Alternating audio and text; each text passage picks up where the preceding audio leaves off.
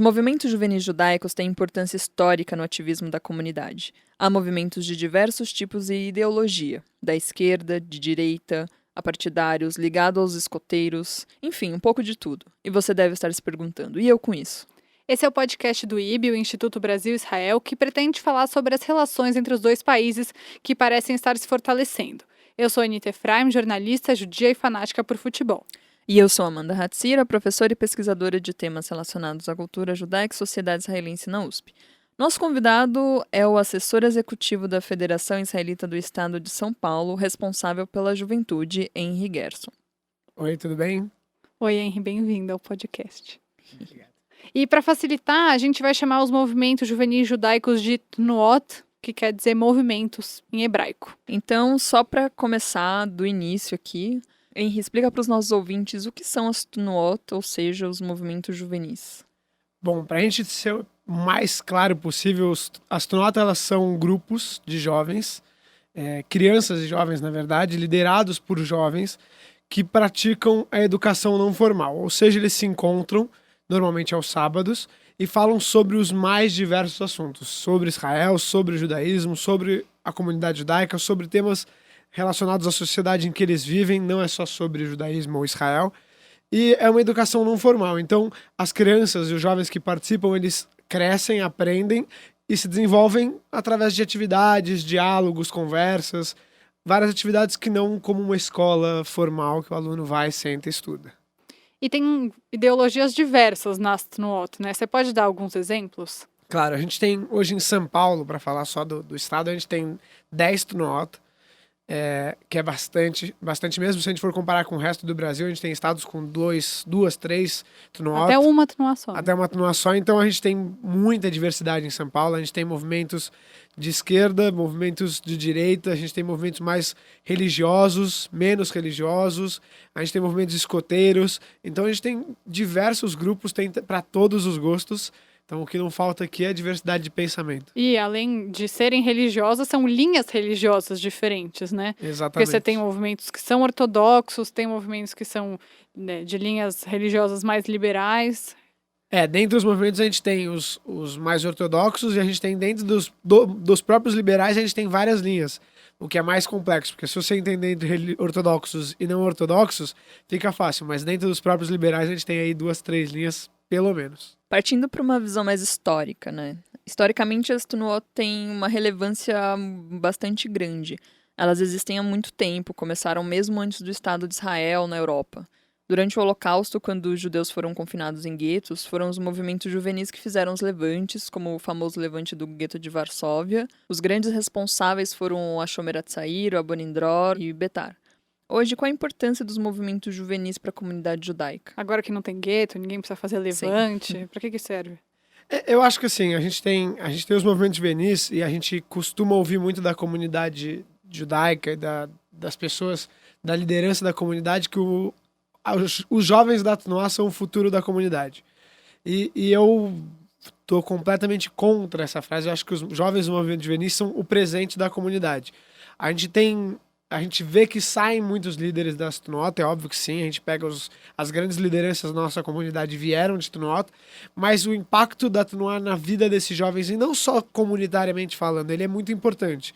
Eu, como alguém que vim de Tnuot e convivi com muita gente que foi de Tnuot e não foi, a gente consegue ver a diferença desse jovem para o mundo, para a sociedade. A gente forma jovens muito mais dedicados com a sociedade, preocupados com o bem-estar geral, a gente vê os jovens saindo com uma preocupação de mundo, uma visão de mundo muito mais ampla dentro da Tnuá. Acho que a gente consegue abrir a cabeça desses jovens de uma forma espetacular e hoje em dia na comunidade a gente vê os jovens como...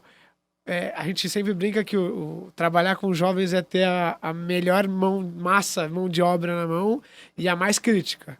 Então a gente tem que ter muita paciência, escutar muito, porque os jovens têm muito a dizer, e se a gente quer formar jovens críticos, a gente vai ter que ouvir muita crítica, e acho que esse é o papel da juventude hoje na nossa comunidade principalmente, mas na sociedade como um todo. Bom, tá bom, a gente já sabe o que são as Tnuot, por que elas são importantes, mas agora na prática, para quem nunca pisou numa Tnuá na vida, o que esses jovens fazem lá todos os sábados quando eles têm atividade. Sobre o que eles falam, que tipo de dinâmica eles usam. Você falou um pouco sobre essa educação não formal. Tem alguns exemplos que você pode dar pra gente? Olha, a gente tem, assim, é muito diferente, óbvio, cada uma das notas, cada movimento juvenil tem a sua dinâmica, mas basicamente, se a gente tiver que resumir, eles se encontram, 4, 5 horas por semana, isso as crianças, né, porque os madrihim, que a gente chama, os educadores, monitores, se os madrihim ouvirem que a gente falou monitores, eles vão ficar bravos, os educadores Tradução livre. dos movimentos juvenis se encontram várias vezes durante a semana e eles estudam um tema ou escolhem um tema para ser abordado. Então, por exemplo, a gente vai falar essa semana sobre Israel, o sionismo. Então, tenta-se educar o jovem e passar o sionismo, o que é o sionismo, as linhas do sionismo, os pensadores sionistas de uma forma divertida para as crianças, né? Porque a gente está falando de crianças de 7, 8 anos até 15, 16, até eles se tornarem os madrihim, monitores ou educadores. Então, tenta achar uma forma mais divertida para se passar esse tema, com atividades dinâmicas, interativas, muitas vezes brincadeiras, e vai introduzindo o tema sem que a criança perceba que ela está estudando, porque num sábado a criança não está pensando em estudar, não é mesmo? Só voltando um pouco na questão política, da atuação política da Astronaut, há exatos 2 anos, né, em 2017, quando Bolsonaro foi chamado para a Hebraica, a grande movimentação em repúdio ali num ato que rolou fora do clube no Rio de Janeiro foi organizado por movimentos juvenis. E, por outro lado, esses movimentos foram muito atacados por alguns grupos da comunidade. A federação dá algum respaldo para esses movimentos nesse sentido? Existe algo que por trás ali estejam com eles? Posso contar uma história? Por favor. Obrigada. Para quem não sabe, existem 2 marcos em relação ao Holocausto na nossa comunidade. Peraí, gente, deixa eu contextualizar. Eu fui de movimento juvenil a minha vida inteira e eu sempre fui essa jovem chata que encheu o saco da federação e tudo mais. E em um desses atos tem um ato que é político e um ato que é mais direcionado à comunidade judaica. Esse ato mais político acontece no fim de janeiro todos os anos e um ano... Que é o Dia Internacional da Lembrança que a ONU instituiu. Exato, obrigada. Em um ano, se eu não me engano, foi em 2015, 14 ou 15, faz bastante tempo. 2015, a Carol tá me dizendo aqui. Então, o presidente da federação fez um discurso. E era um discurso bastante voltado para a direita. E tinha muitos jovens de movimentos juvenis lá. E eu era uma dessas pessoas. Logo depois que acabou esse ato, eu estava bastante revoltada com os dizeres desse presidente. Eu decidi que eu ia fazer alguma coisa. Eu escrevi uma carta e recolhi assinaturas aí de inúmeros jovens da comunidade judaica para que a gente pudesse dizer que a gente estava insatisfeito com esse tipo de representatividade. E nesse momento, foi, acho que o meu primeiro diálogo com a federação, efetivamente, e eu fui convidada para uma reunião para ir discutir com o presidente da federação e alguns outros jovens o que eu achava do que ele tinha dito, o que eu achava que era o correto, eu e alguns jovens, né, um grupo de jovens. Acho que isso acontece em casos um pouco mais extremos, dá para dizer assim, Henry? Assim, a Federação de São Paulo, justo, é uma federação muito preocupada com o jovem, em manter o jovem o mais próximo possível das lideranças. A gente tem outros exemplos pelo Brasil que nas federações, por exemplo, não conheço muitas que têm o cargo que eu tenho na Federação de São Paulo. Eu fui contratado há alguns anos já para trabalhar com juventude. Quando eu fui contratado, o panorama era os jovens não pisam na federação e não conversam com a federação. E a gente tinha que mudar isso. De alguma forma, a gente tinha que trazer o jovem mais próximo da liderança e fazer ele participar mais da vida comunitária como um todo. Então, a gente se preocupa sim, a gente tem uma preocupação em ouvir o que o jovem tem a dizer, a gente tem uma preocupação em trazer o jovem, mas, acima de tudo, e eu sempre repito isso, a gente tem que tratar o jovem como ele quer ser tratado. E o jovem, ele se coloca sempre numa posição de adulto como toda a liderança, e eu acho que os jovens eles têm que estar nessa posição, E muitas vezes a gente trata o jovem como um adulto que ele quer ser tratado. Então, a gente tem algumas rusgas, às vezes a gente tem alguns conflitos, porque não é fácil ouvir não, e o jovem ele não está acostumado a ouvir não, principalmente da liderança da comunidade judaica. Então, a gente se preocupa em ter, sim, o jovem o mais próximo possível. A gente criou, em algumas gestões da federação, a gente já criou uma diretoria jovem, que era um espelho da diretoria da federação, só que formado por jovens. Eles debatiam os mesmos temas, levava-se a decisão dos jovens para o conselho da federação, e aí tentava colocar a juventude mais próxima possível das decisões. Hoje em dia a gente mudou o sistema, hoje a gente tem um jovem no conselho da federação, tem uma vaga só para a juventude no conselho da federação, e na diretoria também algum diretor responsável pela área de juventude. Então a gente faz o possível para o jovem estar participando do dia a dia.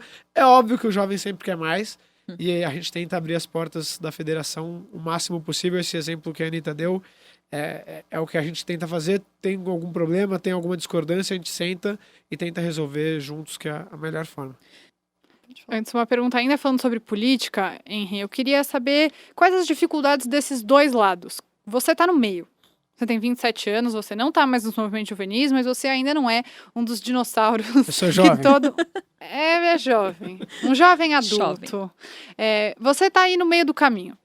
Como é que você vê as dificuldades desses dois lados? Dos jovens em se relacionarem com esses adultos, que são pessoas mais burocráticas, são pessoas mais cheias de pompas e mais conservadoras, e com a dificuldade desses adultos em lidarem com esses jovens, com esse espírito revolucionário. É bem isso mesmo. Eu tô no meio do caminho. É fogo cruzado que chama. Eu tô nesse fogo cruzado, porque eu sempre fui o jovem que gostava de uma briga, eu gostava de ser um jovem revolucionário, e eu sei que eu mudei muito desde que eu assumi o papel que eu assumi, em 2013. Em 2013, quando eu entrei na federação, eu era exatamente esse jovem. E hoje eu tento absorver tudo o que essa posição me exige, né? Porque eu tenho que fazer esse meio de campo.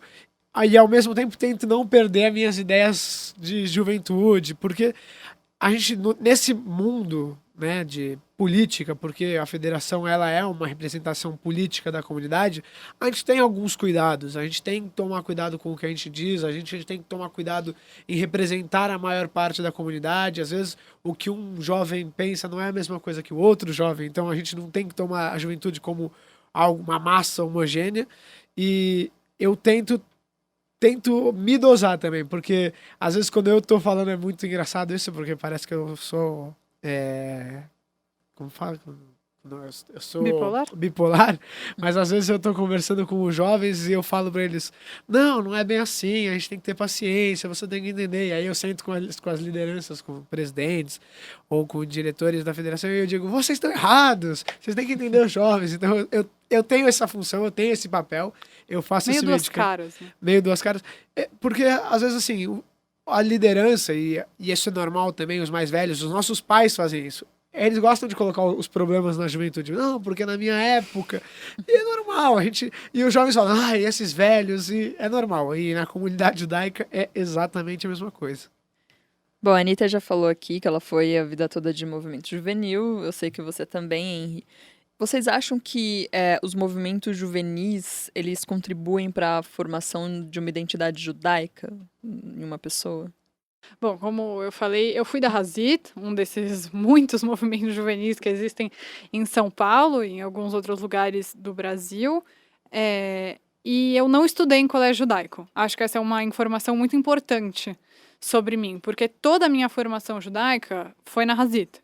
Eu comecei a frequentar quando eu tinha 11 anos e fiquei até os 20, 21. Então são 10 anos dentro do mesmo lugar, e assim, quando você é menor, é uma vez por semana. Mas depois, você passa a dedicar um tempo relevante da sua vida para isso. Quando você vira madrinha, monitor, o educador, você tem que preparar, você passa a tomar decisões E é muito engraçado ver isso hoje, que você acha que essas decisões que você tem que tomar são a coisa mais importante do mundo. E naquele momento é mesmo. Então eu acho que, antes de falar da formação judaica, eu acho que na Tnuá você começa desde cedo a ter que tomar decisões relevantes. Eu acho que isso te prepara para o mundo de certa maneira. E dentro da Tnuá e dentro da comunidade judaica, quando você começa a ter esse ativismo maior, você vai ser muito frustrado. Porque é uma treta atrás da outra por coisas totalmente irrelevantes, a maioria das vezes, e isso te prepara, de certa maneira, para o mundo. Sobre a identidade judaica, como eu falei, eu não estudei em colégio judaico, eu sou de uma família totalmente laica, e eu não sou uma pessoa religiosa, mas eu acho que eu tenho em mim muitos atributos do judaísmo, para além da religião, como cultura. Eu acho que dá para dizer que hoje em dia quem mantém o judaísmo na minha família sou eu. Quem faz questão de que tenha a Seder de Pessah em casa, que a gente quebre Yom Kippur todo mundo junto, essa pessoa sou eu. E tudo isso porque eu cresci num movimento juvenil. Eu acho que o movimento juvenil, ele é uma ferramenta muito relevante, muito importante no combate à assimilação.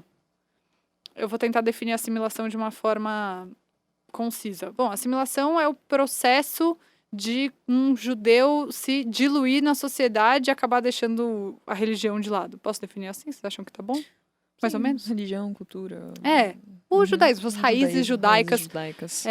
em nome da globalização, digamos assim. Sim. Eu acho que o movimento juvenil ele tem esse papel fundamental, inclusive porque uma das grandes críticas que eu tenho à comunidade judaica é que a gente vive um hiato muito grande na nossa vida judaica. Então você pode estar no movimento juvenil até aí por volta dos seus 20, 21 anos, e muita gente só vai retomar a vida judaica quando casa e tem filhos. Que aí você quer que o seu filho tenha uma vida judaica, então você vai voltar para esse lugar. E eu acho que nisso o movimento juvenil ele reforça que é importante você ainda ter essa conexão. Porque senão esse ato vira do seu bar mitzvah ou bat mitzvah até o seu casamento. O que é um tempo muito grande e que nesse tempo muita coisa pode acabar se perdendo. Além de tudo, eu acho que o movimento juvenil ele cria muitos vínculos. Ele te faz criar muitos vínculos. Então, se você tem um grupo, lá dentro do movimento juvenil, você fica com um grupo que são as pessoas da sua série, da sua idade. E em alguns movimentos juvenis não é igual, são meninas mais novas com meninos mais velhos, mas enfim, é o mesmo grupo no movimento juvenil durante toda a sua trajetória. Então você cria uma relação muito forte com essas pessoas. Não tem como você passar 10 anos convivendo com as mesmas pessoas sem você criar vínculos duradouros e muito fortes. Eu acho que, então, o movimento juvenil ele mantém muita gente na comunidade judaica. Eu acho que esse é o principal ativo que o movimento juvenil dá para a comunidade, é não perder as pessoas, porque é óbvio que existem 1000 atrativos e de alguma maneira, alguma coisa, e esse é o grande desafio de você ser um ativista dentro da comunidade, é você manter esses jovens, essas crianças no movimento juvenil quando eles têm 1 milhão de outras coisas para fazer no sábado. Então, acho que eu não seria metade da pessoa que eu sou hoje e não estaria gravando esse podcast hoje se não fosse a minha vida no movimento juvenil. E você, Henry? Bom, primeiro eu vou dizer que eu concordo com quase tudo que a Anitta disse, né? Porque eu, assim, ouvindo o que ela disse, eu concordo plenamente que a gente tem que dividir a importância da Tnuá em dois, pelo menos em duas partes, né? Para nossa vida, e que realmente faz uma diferença, assim, brutal, e eu tenho exemplos meus mesmo. Eu entrei na Tnuá, eu fui do Noam, que é uma Tnuá mais religiosa, e eu entrei na Tnuá com 8, 9 anos e saí da Tnuá com 23. Então eu passei bons anos da minha vida na Tnuá e aprendi praticamente tudo que eu aprendi na Tnuá.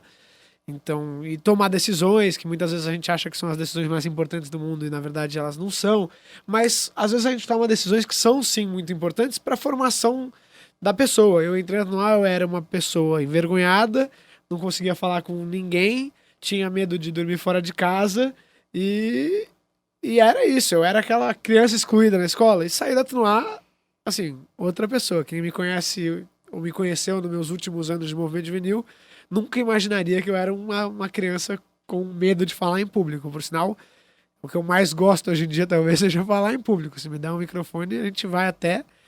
E outra é a importância para a comunidade judaica. E a Anitta foi da Hazit, eu fui do Noam, que é uma turma mais religiosa, como eu falei. Então, no Noam, a gente tinha uma preocupação muito mais forte com as tradições e as leis judaicas do que, por exemplo, a Hazit tem. O Noam, a gente é kasher, então a gente só come alimentação kasher, a gente respeita o Shabat. Então, a gente tem que ensinar, além de ensinar os nossos Hanihim a tudo que as outras notas fazem, e cada uma com a sua especificidade, a gente também ensina a parte religiosa do judaísmo, né? Porque o que é muito, muito importante e muito difícil. E, e eu acho que a Tenuá, eu tinha uma madrihá que me falava isso muito e eu sempre guardei isso comigo, que a gente na Tenuá, a gente não tá lá para ensinar o jovem a ser kasher ou a respeitar Shabbat hoje.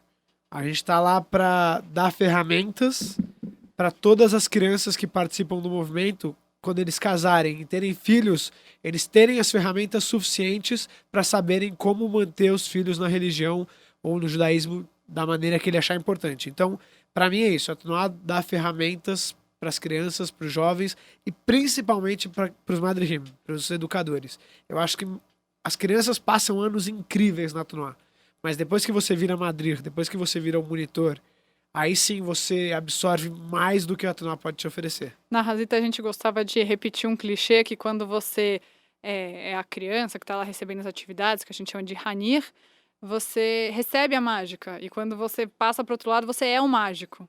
E claro que ser um mágico te dá novas responsabilidades. Gente, mas no fim eu fico pensando que é uma loucura, né? Que os pais deixam as crianças com outros jovens e coisa assim. E realmente tem que ser é parte de uma comunidade para você confiar nesse sistema que dá certo há muitos anos. Porque Sim. as notas existem há muitos anos. E é muito legal isso. É muito louco. Eu lembro que uma vez a gente sempre fazia discursos no Shabbatot pós Mahanot, os acampamentos que a gente fazia. Você falou muito complicado, traduz tudo agora. A gente sempre fazia discursos, todo mundo entendeu, no Shabbatot, que são os serviços do Kabbalat Shabbat, da sexta-feira à noite nas sinagogas, pós as Mahanot, que são os acampamentos dos movimentos juvenis. Então, Obrigada. foi tudo traduzido. A gente fazia sempre esses discursos e, normalmente, eu era o responsável, porque eu gostava de falar. E uma vez eu falei exatamente isso. Eu falei, cara, é muito louco que vocês, pais aqui hoje, deixaram seus filhos na mão de mais ou menos 20, 30 jovens de 15 a 19 anos durante uma semana e seus filhos voltaram vivos. Sempre dá certo, é uma loucura. E o que eu acho muito legal também, para concluir esse raciocínio de experiência, é que quando você sai da Tnuá, você vira um velho da federação falando na minha época, sendo que você só tem 23 anos, meu filho. E o legal é saber que os movimentos juvenis acompanham os tempos, entendeu? Então, quando eu entrei na Hazit, as mulheres, lá em 2005, as mulheres, era muito mais difícil que as mulheres ocupassem lugares de liderança. E o mundo foi mudando, sabe?